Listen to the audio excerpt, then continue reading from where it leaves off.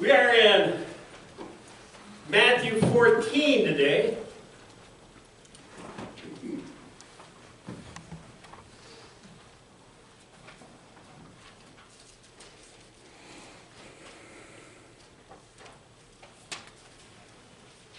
And what happens in Matthew 14, now if you remember, we were in Matthew 13 last week, and we just covered one parable, but 13 is just full of parables.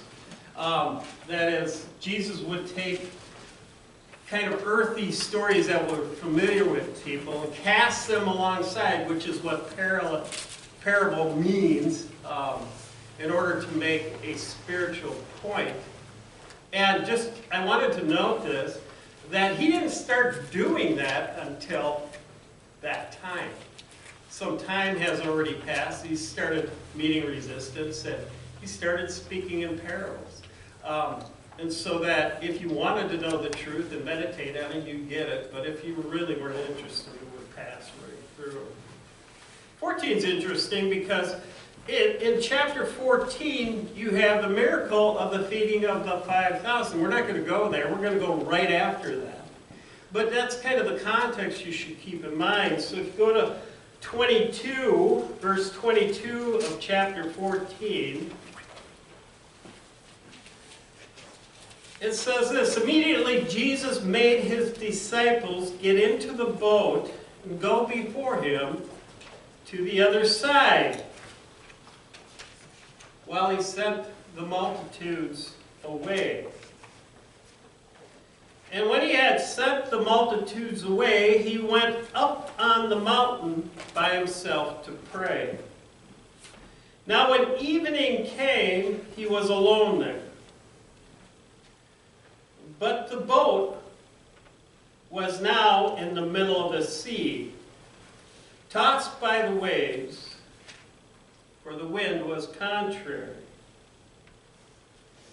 Now in the fourth watch of the night, Jesus went to them, walking on the sea. And when the disciples saw him walking on the sea, they were troubled, saying, "It is a ghost!" And they cried out for fear. But immediately Jesus spoke to them, saying, "Be of good cheer. It is I, do not be afraid." And Peter answered him and said, "Lord, if it is you, command me to come to you on the water." So he said, "Come." And when Peter had come down out of the boat, he walked on the water to go to Jesus. How many of you walked on the water before? So before we get too critical of Peter, I just want you to keep that in mind, right? But when he saw that the wind was boisterous, he was afraid and began to sink, and he cried out, saying, "Lord, save me." And immediately Jesus stretched out his hand and caught him and said to him, "O you of little faith, why did you doubt?" And when they had got into the boat, the wind ceased. Then those who were in the boat came and worshipped him, saying, "Truly, you are the Son of God."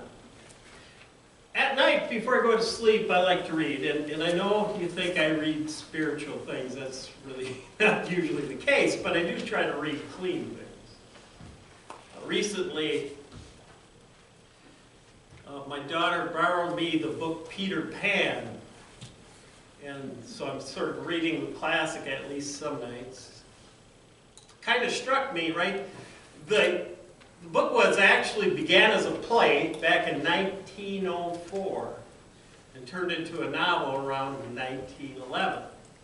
And so I'm reading about Peter Pan, and every time I read it, and I really can't help myself, a picture of Peter Pan comes into my mind. You know what he looks like? The Disney version, right? I mean, I can't help it. It's just there.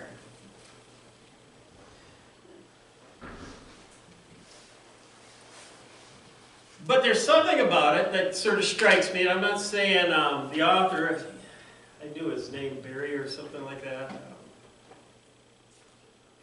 had spiritual intentions, but I get that out of it sometimes. You know, if I mention or invoke the name Jesus Christ, what picture comes into your mind? Right? I'll tell you what picture comes into my mind. Some European, right, with long auburn hair.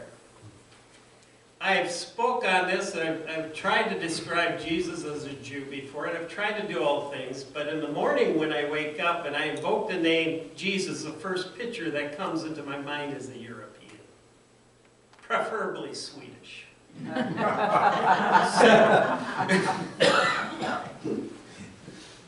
And that's because, you know, of all the old European art, but it's also because in the Sunday school material, the posters show a kind of Jesus with long, by the way, he's from the 60s or 70s or something. He's got this really long hair. I suppose, you know, it'd probably be better if we had him some days as a European, or some posters as an Asian, or some posters as an African American. I really don't think it's that big of a deal, because at the end of the day, Jesus is for everybody. Now, having said all that, I still every morning I get up and I'm talking to Jesus, and the first thing I see is some European standing before me.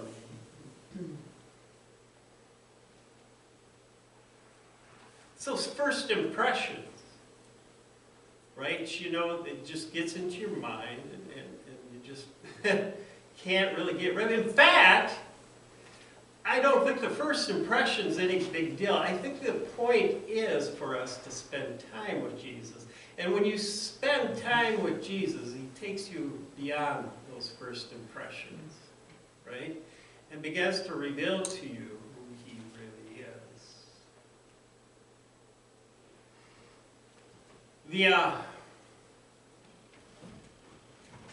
See if I had anything else to say about that. Oh yeah, the other thing is that I discover in the morning, once I get sort of beyond my flesh a little bit and start getting into really talking to him and accepting what he says about himself, I might go out and I go to work, right? And I'm feeling pretty good. I'm feeling pretty spiritual. I'm feeling like things are, and it begins to fade. Does that happen to you? And it's kind of nice to have those little points where you come back and you get refreshed and you get kind of a renewed sense of who he is. But that morning part is so important.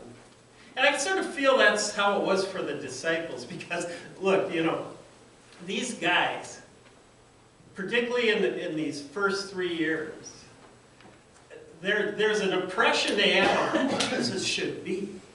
And it keeps on springing up, and Jesus keeps on correcting it. And, you know, and they get to a point where, yeah, I see that, and then it fades, and then they're back to... You know, it's kind of like the disciples. You know, I love these guys. I think 3 times in the Gospels, 3 or 4 times, Jesus would tell them, you know, I'm going to die and I'm going to suffer and I'm going to essentially be hung on the cross, and the 3rd day I'm going to rise again from the dead. And the disciples look at him like this. Yeah, but when are you setting up the kingdom? And when you do, can I have a seat next to, you know, they're starting to jockey for position in the kingdom. It's interesting because I'm going to talk to you a little bit about spending time with Jesus. Now, these disciples, as I've said, just got done, right? They just got done experiencing this incredible miracle. So much in there, and I'm not going to talk about it today, where he fed the 5,000. Most of you know this story. But the problem is, the crowd said, wow, this is really cool. He's just turned these few loaves into all this bread and these fishes, which just doesn't sound appetizing to me because I'm not a fish guy, but to them it was. And so what they thought they'd do is, hey, I know, let's force him to be our king and overthrow Rome. I mean, that's kind of what's in their mind. And that's kind of how people approach him today sometimes. Well, I know you want to do this, Jesus. I want you to do that. And the disciples weren't immune to that way of thinking. And so one of the first things Jesus does when he senses this really coming about is he tells the disciples with some kind of urgency. The verb there, made, is kind of a forceful verb, which means compelled. And in other words, the disciples are thinking, hey, that's pretty cool. I want to stay. And Jesus says, no, you're going to go, right? And so he tells them, you're going, right? You're going across to the other side before me. And so we're talking about the Sea of Galilee. They're on the west side. They got a basically road to the east side. They're going to get into a boat. Pretty long one, really, according to archaeology. It's getting around nighttime, right? It's getting around evening. He sends them ahead, and then he tells the multitude, he tells them, go home, he disperses them. I want you to make a point here. Here's the thing, the disciples didn't want to go, but they went. That's kind of the essence of what's happening here. They didn't really want to go, but they obeyed, right? They relented to Jesus' command. They are going to start rowing across the Sea of Galilee, and they are going to do that. And because they're obeying God, they're in the center of God's will, are they not? Right? When you think about it, they're in the center of God's will. You got to kind of think of it that way. In the meantime, Jesus knows he's tired, he's exhausted, he needs to be recharged. He's like a cell phone that needs to be plugged in, and he's going to plug into the Father, right? He's going to plug into the Father, and he's going to plug in there for a long time. And he's going to get recharged and re-strengthened. And by the way, he had just heard John the Baptist dying, so that's probably on his mind too. And so he goes up into a mountain to pray. And I just want to point out something. We need time to be alone with God. We need time to be alone with God. It can't just happen when people are around you. I'm not saying you can't pray unceasingly, pray while you're at work, pray when you're faced with these things, but we all need time to be alone with God. And that's where Revelation starts, right? That's kind of where it starts. And I personally, find a particular battle where I have to get out of this, because, by the way, my kind of go-to, happens automatically when I wake up. My mind is not on God. Sometimes it is if I have a particularly good dream, but typically, I have to get to a place where I'm beginning to see God as He really is in my prayers. And so all that's going on for Jesus, right? It's nighttime for him. He's gone. He's praying well into the night. I mean, he is there for a long time. This is what he likes to do. He loves to love people, but he likes to get alone. Being alone can be a devastating thing unless you're alone with God, right? That kind of makes all the difference in the world. Well, in the meantime, the disciples were alone in a way, but they were alone without God. And they're obeying God. They're in the center of God's will. They're trying to row across the Sea of Galilee. They make it, I guess, according to John, about 4 miles, 3 to 4 miles. But the wind is contrary, is blowing, right? And they're stuck, man. They're working hard. They're working harder, and they're not getting anywhere. Or as I heard, I got this from a person at Churdy's, the harder I try, the behinder I get. Have you ever felt that way? Right? And you know, I'm doing what you're asking me to do, Lord, but I'm not getting anywhere. Which, you know, just because you're in the center of God's will doesn't mean it's going to be easy. Or that you're not going to run into waves, or that you're not going to run into wind. And here's the thing, the whole hill system around the Sea of Galilee acted like a funnel system. And so it'd catch the air and just push it to the sea, and then the air, the wind would hit the sea and create sudden squalls and sudden storms. And it happens in Galilee because of that, right?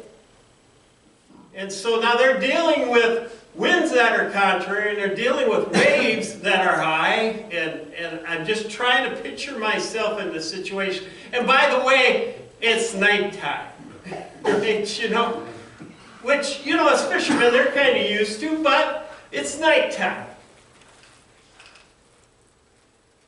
But they've relented, and are trying to do God's will. But now they're about to come on to the second thing that's going to happen to them.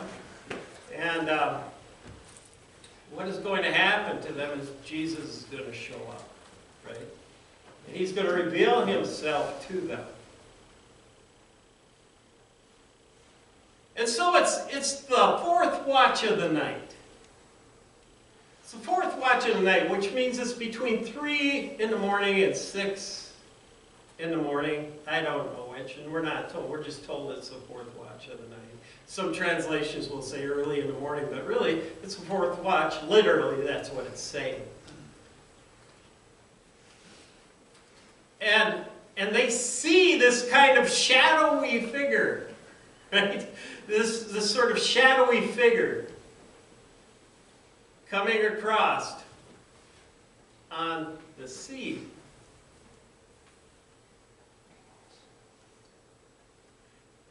And their response to that is, it's a ghost. I don't know if any of you have had ghosts. Right? You know? But their response to that was, it's a ghost. And part of the reason why that would be in their mind is because, you know, the lore of the day was that, you know, at nighttime on the sea, ghosts, you know, walk around. And if you see one, it's a bad sign. Right? It's just, there's disaster pending. It's kind of the idea. And their first response when they saw that, hey, this is some kind of disembodied spirit, right? This is some kind of apparition, some kind of specter, some kind of phantom, which is literally what the word means.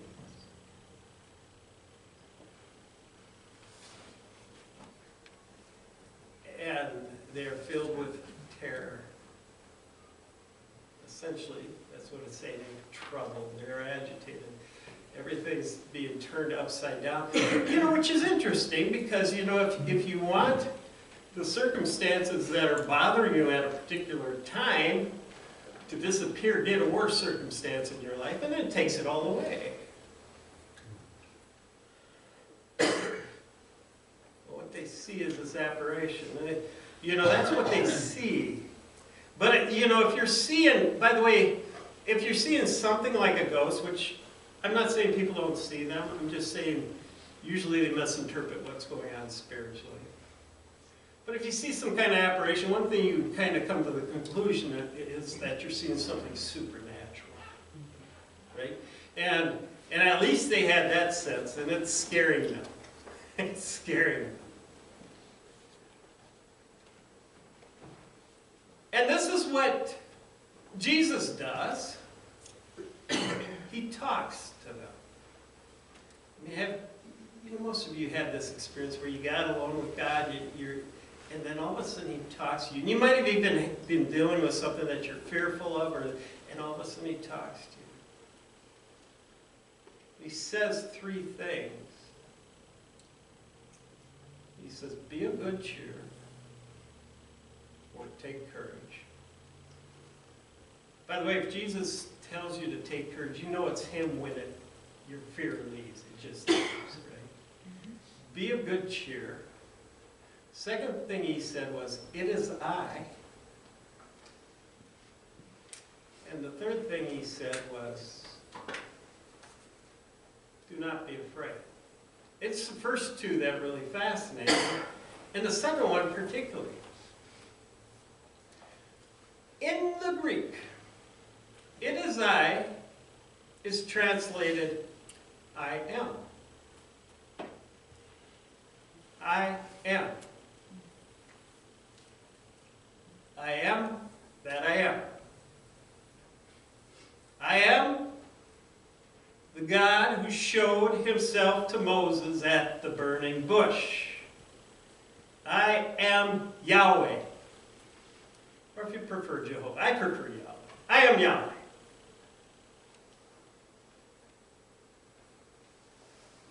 I am uncreated and I am self-existent.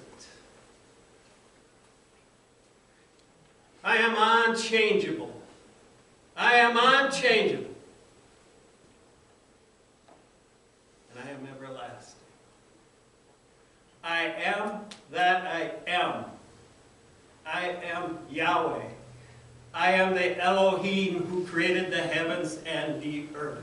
I have created everything. I create everything you see, and I create that which you do not see. I have created cherubim and seraphim and sons of God and spiritual beings that would quite frankly freak you out if you could see them right now. I've created it all. Therefore, I am the God Most High. I am El Elyon. I am the God Most High.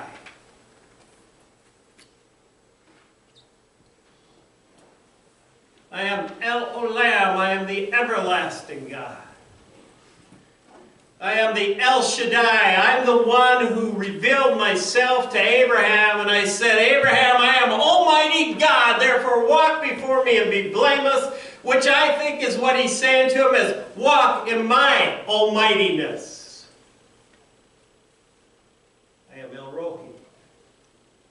I see. I see your brokenness. I see your pain. I see your struggle. I see what you've been through. I see what people have done to you. I see. And He said this to Hagar. I see you.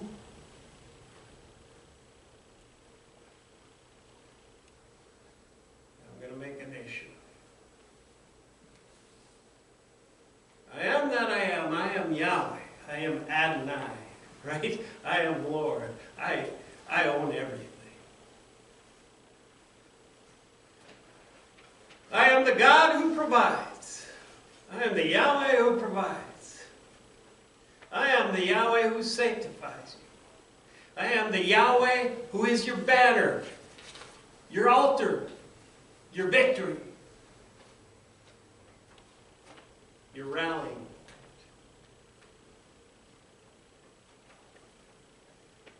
I am your shepherd who goes before you.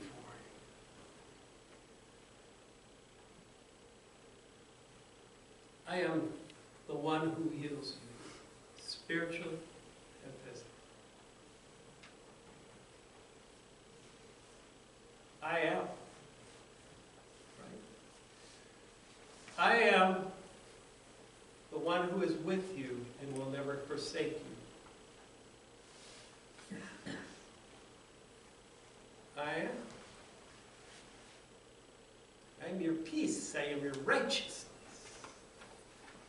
Everything that you need me.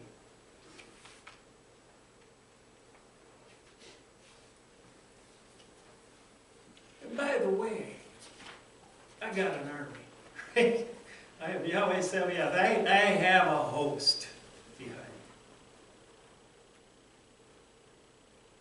And so when the disciples heard it as they heard, I am. That's what they heard, I am. So don't be afraid. I am all that, and guess what? I like you. I like you. You broken, fallen, poor people. I like you. I want to be with you. I have a plan for you. I am going to put the pieces of your life back together again. I intend to resurrect you. I am going to fix it. I am going to do that. And you're going to be with me. I am going to leave you and make a home for you, and then I'm coming back to take you with me. I am that I am. That's what it means. That's what it means. So don't be afraid. God will reveal himself when we spend time.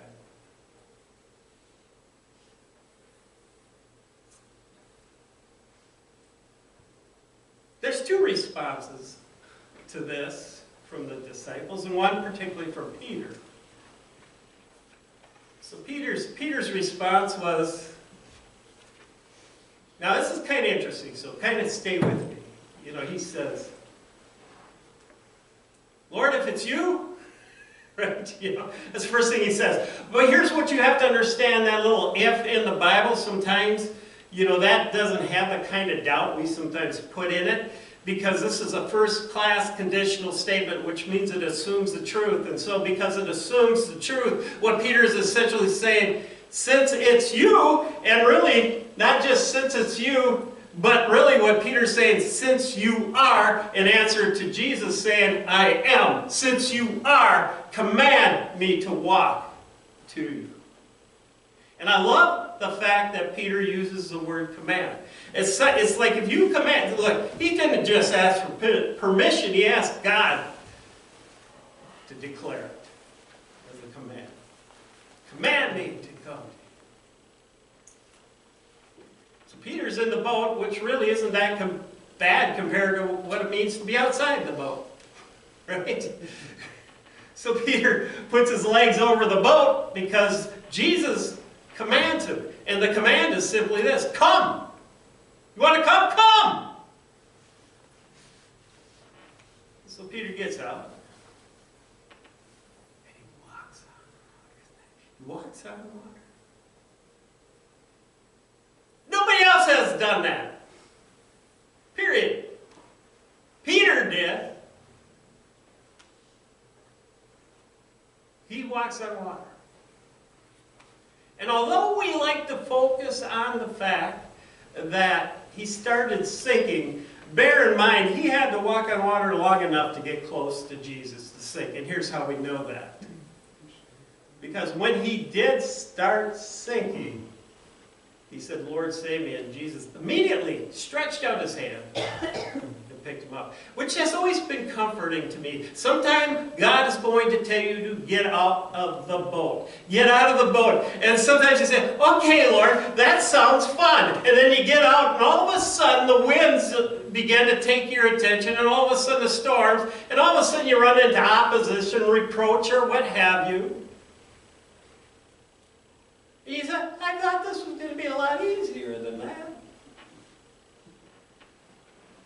And so you might find yourself sinking sometimes, but here's the good news. All you have to do is say, Lord, save me. And by the way, Lord is probably the higher sense here, which means Yahweh, not just Sir. And so Jesus immediately reached out his hand and drew him out. And then you got to kind of picture this. So they had to walk whatever the distance Jesus was away back to the boat on the water. But Peter's okay because Jesus is holding his hand, right? You know?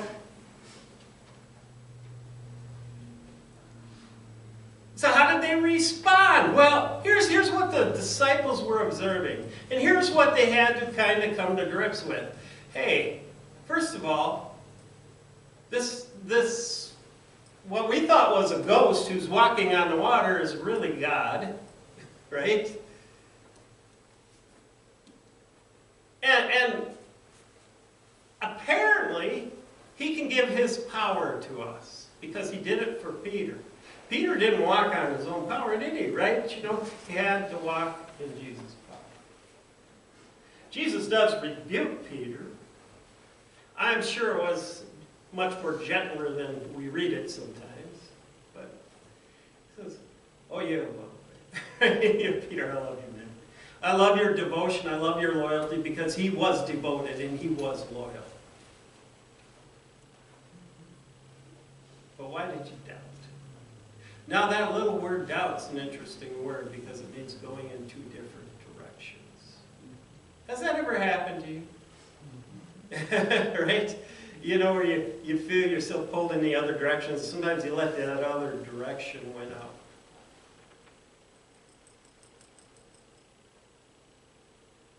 I felt like pulled in two different directions, or Peter did. But, you know, let me make this one point. Peter's the only disciple who got out of the boat. He's the only one, right? He's the only disciple who asked Jesus to command him. The only one. Now, I'm not saying, you know, if you have enough faith, Jesus is going to let you walk on water. He's probably not. That was a specific time and a specific place. But I tell you what, nothing's impossible for God. And all things are possible with God.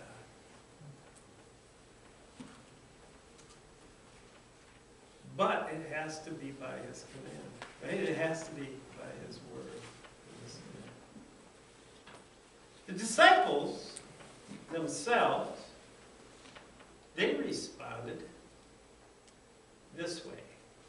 So after Peter and Jesus get back to the boat, when they climb into the boat, immediately the winds become calm. And according to the episode as it was written in John, the boat immediately reached their destination, right? But the winds became calm, and they were amazed.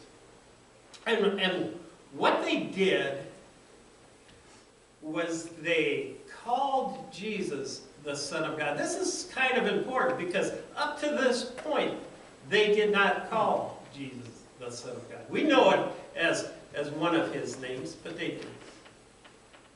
Now, here's something I kind of want to remind you of.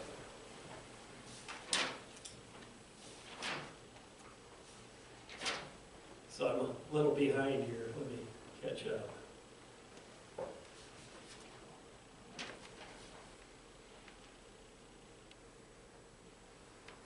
So they worshiped him, right? They did worship him. There are two terms that you run into in the Bible for Jesus. One, Jesus loved to use of himself, and that was the Son of Man. Now, if you're going to think about what it means to be the Son of Man, you kind of have to go back to Daniel 13 through 14. It says, I was watching in the night visions, and behold, one like the Son of Man was coming with the clouds of heaven. He came to the Ancient of Days. Let's just call him the Father, okay? Came to the Ancient of Days, and they brought him near before him. I still haven't figured who the they are in that phrase. I will sometime, I think. But this is what it says. Then to him was given dominion and glory and a kingdom, that all peoples, nations, and tongues should serve him. And by the way, that all peoples and nations and tongues should serve him. Not sit there and acknowledge, I believe in Jesus, and go live for themselves, but that they should serve him. Right?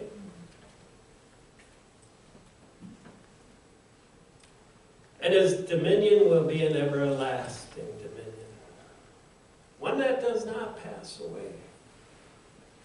And his kingdom, one that is not destroyed. Now, I get this from God questions. I do like this. But they called him the Son of God. They worshipped him. By the way, only Only God can receive worship according to Scripture, right? So we'll keep that in mind too. But they point out to an episode in Jesus' life before Pontius Pilate. I want to read it to you. The Jews insisted, "We have a law, and according to that law he must die because he claimed to be the Son of God." Right? So they accused Jesus of blasphemy. Why? Because he claimed to be the Son of God. Right? So if you want to understand, sometimes in the Bible, what Jesus is claiming, look at how his enemies are seeing it. Because they're usually spot on. Right? Claim to be the Son of God. The question is asked, why would his claiming to be the Son of God be considered blasphemy and worthy of death? The Jewish leaders understood exactly what Jesus meant by the phrase Son of God. To be the Son of God is to be of the same nature as God. Son of God is of God. The Bible Hub puts it this way: unique eternal relationship with God the Father, and fully shares in his divine nature. Highlights an everlasting oneness with God, or if you will, God the Father. In the beginning was the Word, and the Word was with God, and the Word was God. He was in the beginning with God. All things were created through him. And by him nothing was made that was made. See, Jessica got it right that time.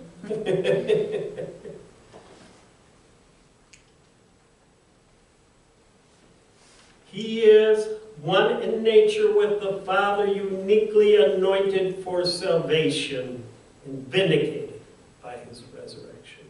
That's who Jesus Christ is. Now in conclusion, just let me tell you this. I like G.K. Chesterton because he's kind of funny. I like what he says.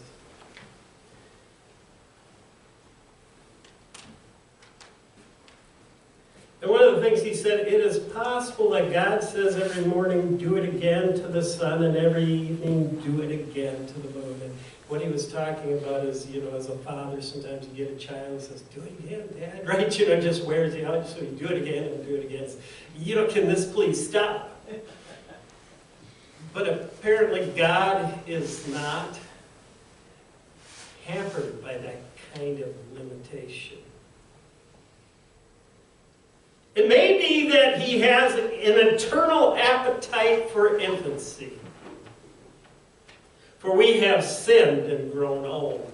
The reality is, he would point out, is that our Father is younger than we are. In that sense, I believe it's true. And then I began to think of how oftentimes the Scripture says, have faith like a little child, right? It's kind of like in this process of getting in contact with God, he brings us to sort of a youthful vigor, a kind of, yeah, it's so cool, it's so wonderful, and I trust you. I trust you with the simple trust of a child. Faith, trust, and pixie dust is where he's bringing us to.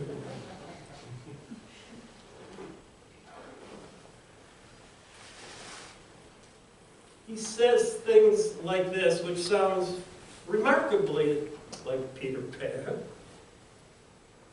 I'll teach you how. Jump on. Catch the wind. And away we go. And you might ask God, where are we going? And don't be surprised if God tells you, second star to the right, and not to more. There's a kind of wonder in what God tells you. Kind of childhood wonder. He's trying to get us back. He's trying to get us back. He doesn't tire